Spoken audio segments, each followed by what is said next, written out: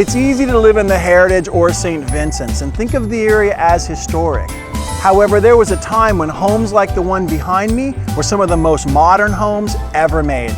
Sometimes, a new form of artistic expression comes out of events in history, and that was true for the Victorian era. The American Industrial Revolution burst into existence in the mid-1830s, just as the reign of Queen Victoria began. American Victorian architecture embraced the benefits of the Industrial Revolution. It was forward-looking and ready to embody the brave new world. Before the Industrial Revolution, nearly all building materials had to be created on-site.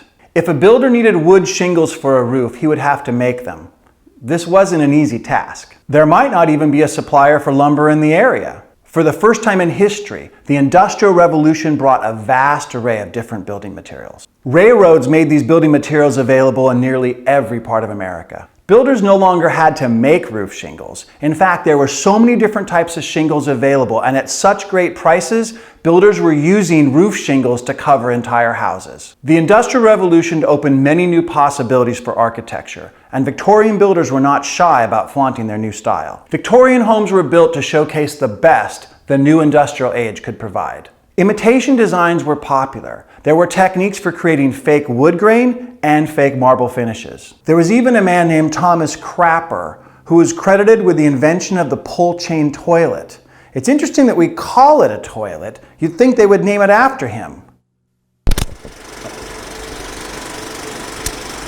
Before the Victorian era, much of design had been modeled on classical forms. Most homes were built to resemble simple boxes, or super elaborate boxes. Boxes are less expensive to build and easier to heat. Boxes are practical. If there was one thing the Victorians were not willing to be, it was practical. Asymmetrical floor plans with elaborate exteriors and intricate designs were the hallmark of this era. Philosophically, the Victorian age was a resistance to rationalism and an embrace of romanticism. It's like the difference between the neat ordered music of Mozart and the expansive, larger-than-life Wagner.